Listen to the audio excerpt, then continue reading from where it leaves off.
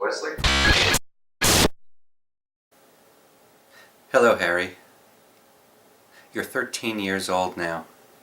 I wanted to make a video record for you to keep, one in which you can see me, well, if not in my youth, at least still in my middle age, while I can still remember and tell you about who you were when you were born, the changes we've seen in you over the past 13 years, the many special things about you, and all the hopes your mom and I have for you. And I wanted to make sure I said these things before time intervenes and I'm no longer able, or before adolescence intervenes and I'm no longer so inclined. First, let me say how happy we were when you were born. Your mom and I were excited and a bit frightened and more than a bit overwhelmed, as new parents are wont to be. I would say young parents, but at 40 and 36. I was 6 years older than my own father when I was born. I think new is perhaps a more appropriate word. With all the things man has overcome throughout history, you wouldn't think that one of the scariest would be a 6-pound, 1-ounce human, but I assure you it was. Well, as new parents do, you figure out pretty quickly the necessary ins and outs required to meet the basic needs of a newborn. In particular, how to provide for what goes in, and how to deal with what comes out. In the vein of the $6 Million Man, an ancient television show that I made you watch once, I called you the $60,000 Man, as resources of that magnitude were required to fund the numerous scientific interventions that brought you into this world. I try to keep in perspective how goofy parents are about their kids, and I was no exception, though I was perhaps a bit more understated than most. The sort of pride parents have that's not founded in any sort of logic, but rather in their desire to see the best in and seek the best for their kids. Although your mom has assumed more of the primary caregiver role over the years, I don't think she changed a diaper in your first 5 weeks, and I insisted on buying all your clothes and cutting your hair for your first 10 years of life, finally giving in and allowing your mom to shop for you and set appointments for others to give you haircuts. For better or worse, usually some combination of the two, you just hope that as a parent, the better choices you make overcome any ill effects of the not-so-good.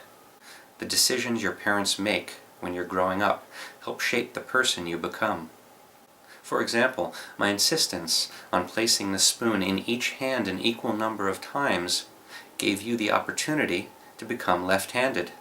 I don't yet know, however, the result of the decision I made to permit the watching of only a single episode of Arrow each day.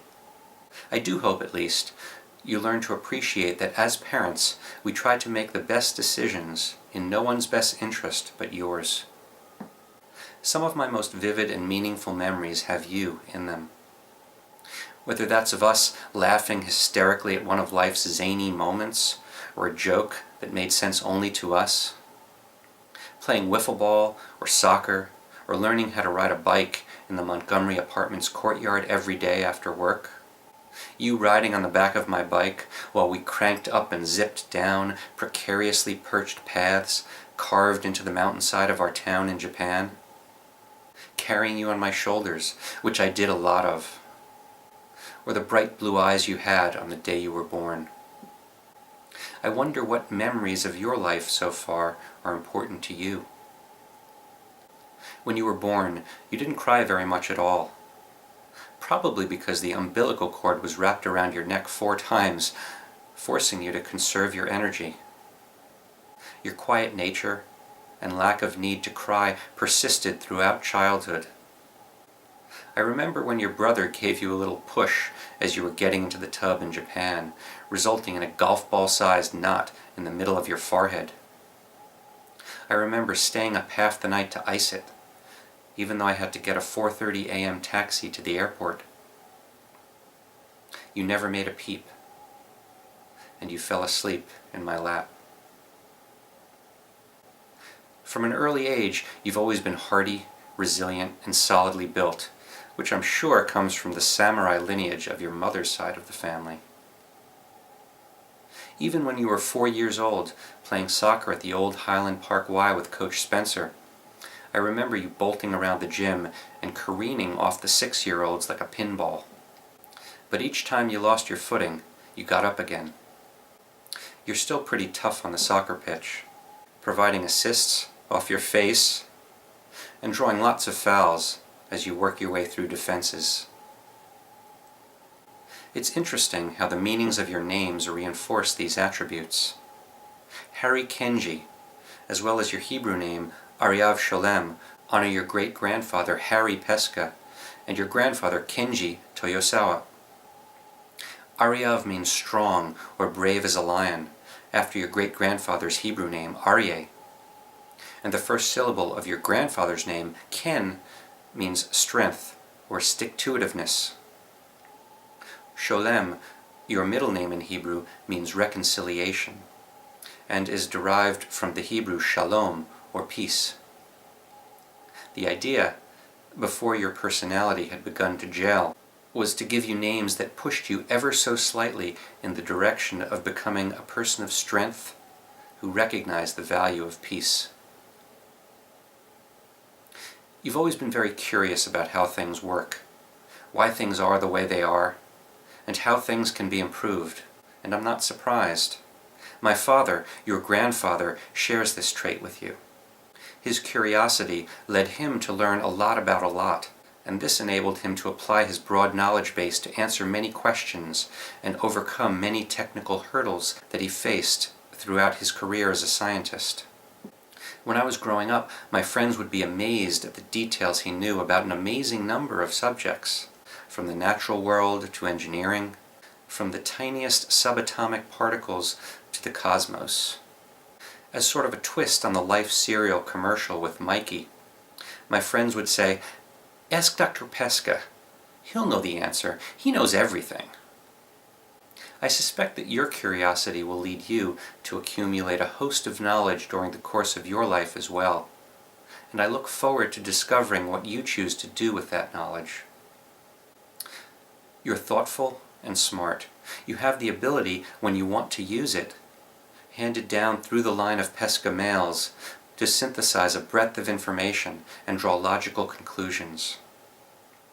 Of course, you also share the Pesca propensity for procrastination, which I hope is not as profound a character trait in you as it is in me. An admirable quality that you inherited from the Toyosawa side of the family is your lack of attachment to material things. Although your parents might sometimes wish that you were at least concerned enough about material things not to be leaving your belongings behind all the time. From my earliest memories of you, it was evident that you felt life was a place to have a good time. When your brother saw all the old photos of you, in such a happy disposition from the day you were born, he nicknamed you Mr. Joyful, perhaps somewhat in envy of your free-spirited nature. You loved to laugh, giggle, wrestle, and tumble. You always had gobs of positive energy. And you were pretty nimble, too, frustrating my every attempt to corral you to get you to preschool on time while you darted around like an ape on all fours, your trademark mode of ambulation, and reveled like I was in on the joke, too. While I hope there are parts of your life that you earmark to take seriously, I also hope you retain your innate ability to find joy in many things. You might not yet know how valuable and how special an ability that is. For months, I've been asking myself, what is a bar mitzvah? What should this day mean? Or for that matter, any of the significant milestones in your life? I think I've finally come up with a passable answer to that question.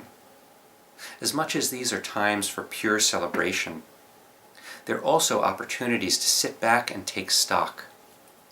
Not for me, or your mom, or the Jewish community, or even secular society, but for you to pause and think about what brought you to this moment, what you had to accomplish to get here, what's important to you, and where you want to go from here.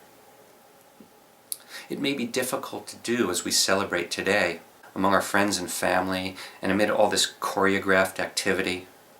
But if you can take a moment over the next week or month or year to reflect on these things, then all of the planning and hard work and focus that encompassed this event was worth it. As far back as I can remember, you've always been interested in being a grown-up, taking on the next set of responsibilities, being just that much more grown-up than you were at the time. Ask yourself questions and try to answer them. Let your mind go wild. Find something you love to do and sink your teeth into it, even if it has to do with computer games or fantasy football. It's amazing you can make a living pursuing almost any passion these days, and I look forward to you finding your passion. Make a spontaneous decision to try something new. You may surprise yourself. Like your mom, I agree it was fortunate you were able to live in Japan as a child, even if only for a short while. I hope that experience gives you a measure of perspective that, as wonderful a town as Highland Park, New Jersey is, the world is a very big place with much to offer, including many opportunities for you to make your own unique imprint. Your mom and I, and even your brother, though he may be loath to admit it, love you very much, and hold our most cherished wishes for you. We hope that you look back upon this day with satisfaction, and as a milestone on the path you choose to take to fulfill your dreams.